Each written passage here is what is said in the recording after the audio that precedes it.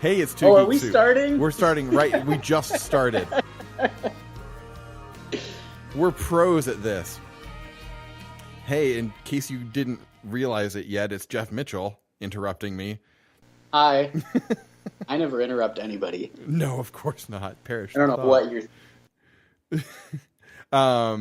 And to quote Scourge, you're in for a treat because we're going to talk about Thor Ragnarok today. Yes. And even though he didn't find any Infinity Stones, we're going to find tons to talk about in this movie, I'm sure. So let's just launch right into it.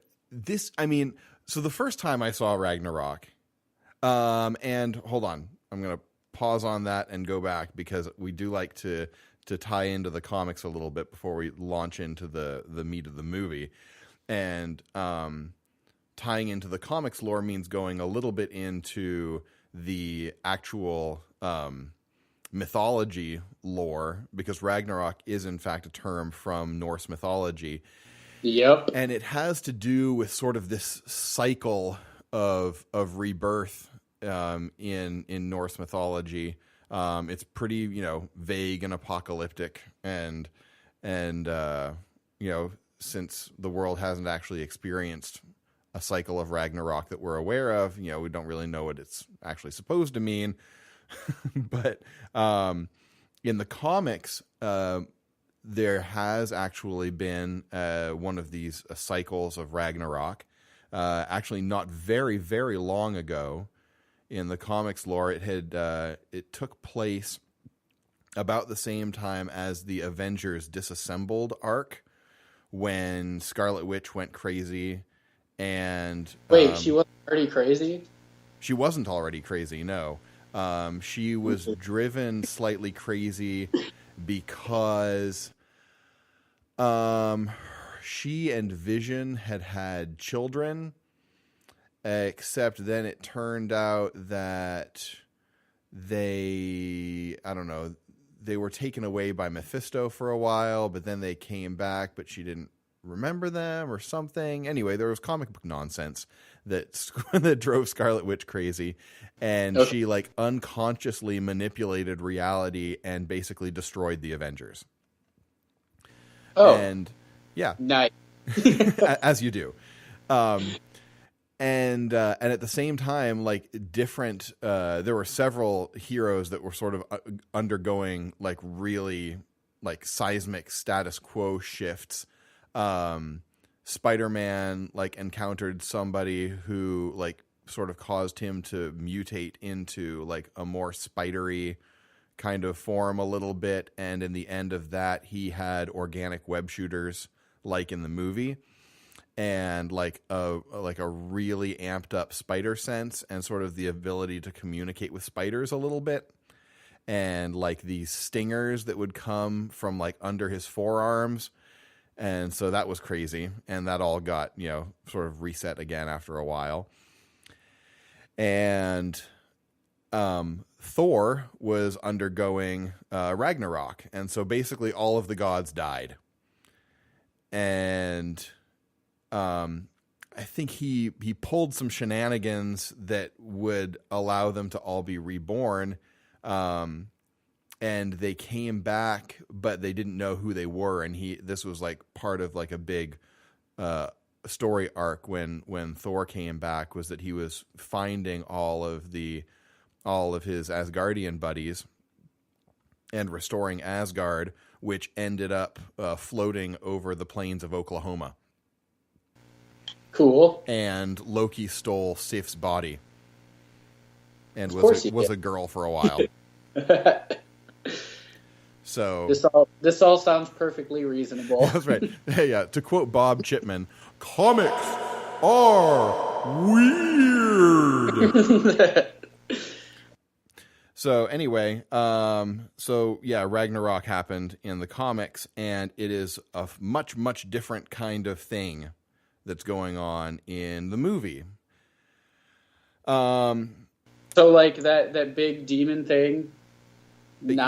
Surtur didn't have anything to. Oh gosh, see, I might be wrong, because honestly, my Thor lore, is not really super strong, and I don't know specifically. I know there was a whole deal with Surtur at one point that was its own sort of arc in the comics, but that was quite a while ago. Yeah. What I wanted to know, but not enough to actually look it up myself, is Surtur, like, does he have a counterpart in actual Norse mythology? Yes. And Ragnarok. Okay. Yeah, Surtur is in fact a figure from Norse mythology, and he hails from the realm of Muspelheim, sort of the fiery. Oh, deal. so that was actually one thing I was going to ask you. That whole like underworldish kind of planet. That was Muspelheim. Right. That was Muspelheim. Yes. Okay. Cool. Good to know. Yeah. So like right from the very beginning of this movie, like you can tell that our tone has like significantly shifted from the last Thor movie. Because as we discussed with the Dark World, something that you said that I liked a lot and will recall here is Thor gets silly and it's great. Yeah. And he gets sillier. I will, like, after watching like the original Thor too, like Thor was always a little silly, but he gets sillier for sure. Yeah. Yeah. And as we, in our last episode, we talked about Guardians 2, and I said that I thought that the comic relief there was really appropriate. And as I rewatched Ragnarok last night, I didn't enjoy it as much as I did on the first viewing. I agree. Yay! Yeah, so the listeners won't know, but for a while I was like, Ragnarok is hands down my favorite MCU movie. I don't know if that's the case anymore. It's still really good. Upon first viewing, it could easily be, because it is a lot of fun. But the problem with it upon a second viewing is that you realize that Thor Ragnarok is, as Scourge tells us at the beginning of the movie, a treat. It's a confection. There's a lot of fun to it. But as with most things fun, if you just keep doing the one fun thing, it starts to get less fun. Yeah, but I don't know if I'd go as that far as to say like it's just like there's definitely some character developments and depth to the characters that are established. Yes, there is. You're right. Yeah, so I was trying to explain to my roommate why I enjoyed Ragnarok more the first time, even though I still consider it a very good movie. And I think what you said about it being candy was probably pretty accurate, But I agree. Like, and it was really interesting watching. So I rewatched Guardians 2 last night or Friday night, and then Thor Ragnarok Saturday morning, and to be able to contrast the two because they're two pretty comedic movies. Yeah. But I would say I would not classify Ragnarok as a comedy though. And I think that's the difference. Like they weren't quite all in on it. And it was just like, it was an action movie with a lot of comedy elements, but not like full blown comedy. See, I think that's interesting because I feel like Ragnarok is trying to be even more of a comedy than Guardians 2 was. No, I definitely disagree with that. Okay. Like because and I was thinking it would be like, because when I saw Ragnarok in the theater, I texted one of my friends the only MCU movie she likes is Guardians. Mm-hmm. And I was like, you should check out Ragnarok because it reminds me of Guardians. And then when I rewatched it, especially after watching Guardians 2, I was like, no, it really doesn't. Like, it's not even the same kind of humor, really. Or if it is, it's not. You're right. It's not enough of it. And the only thing that was really Guardian-style humor was Korg, I feel like. You know, like Korg reminds me of a character from Guardians of the Galaxy, but that's about it. You know. Interesting.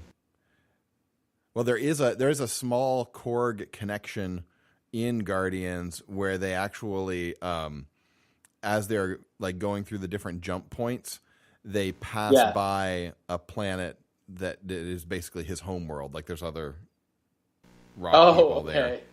Yeah.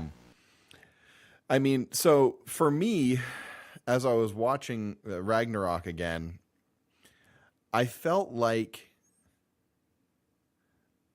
some of the jokes were too much. Like there was the humor was for me it was just kind of trying a little bit too hard. Since the first time I saw Ragnarok, I've seen a film that was directed by Ragnarok's director. Yeah. Called What We Do in the Shadows, which is a lot of fun. It's a vampire comedy, and it's pretty funny. I enjoyed it.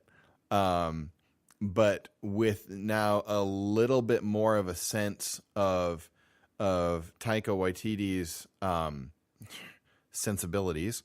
Sorry. They sort of poked out at me a little bit more from Ragnarok than they did the first time, and I liked it less. You know, when I don't know, I guess I'm having a hard time thinking about like what things specifically I felt didn't work as well. The shake weight joke like didn't work as well for me the second time. And just in general with Scourge, I kind of disliked his characterization in Ragnarok because in the comics, you talked about before just how in the comics he was so much of a better character, at least had a much more interesting and long-lived, you know, life. Yeah, he's a much more interesting character in the comics. And I think that the character was kind of done a disservice in this movie, because in this movie, he's just a schmuck. Like, he's just a guy who was kind of in the right place at the right time that turned into the wrong place at the wrong time. And, like, there's not a lot to him except that he doesn't want to be evil, really. He just kind of... He's not strong-willed enough to stand up to evil right away, but when it starts to get really, really bad, then, well, okay, I guess this is really, really bad and I can't hang with this anymore. He did have some, like... To their credit, the facial expressions of him while things are going down were really good. Yes, and you could tell that there was a conflict there. Like I said, he's not a bad guy, but he's not a really good guy either.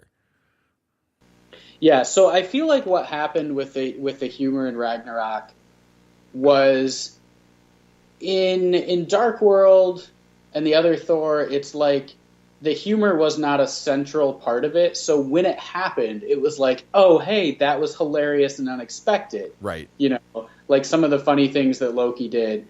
And then in Ragnarok, the first time you watch Ragnarok, it all feels hilarious and unexpected because it wasn't there before in the franchise. You know, but the second time you watch it, you're like, you kind of expect it. Yeah. And I don't think it's as funny and well executed as Guardians of the Galaxy. So it's sort of like upon later viewing, it sort of falls flat. Yeah. And not completely, because it's still funny. Like, I still really enjoyed it. Mm-hmm. Oh yeah, there are plenty of jokes that really land. Like when Thor and Loki go to Earth and like you know that he's taking him to where he left Odin, and like it's a smash cut to like this retirement home being torn apart, and Loki says, "I swear I left him right here." Yeah. So, you know, and I talked to you about our friend and another co-host on the show, Aaron Welty, sent us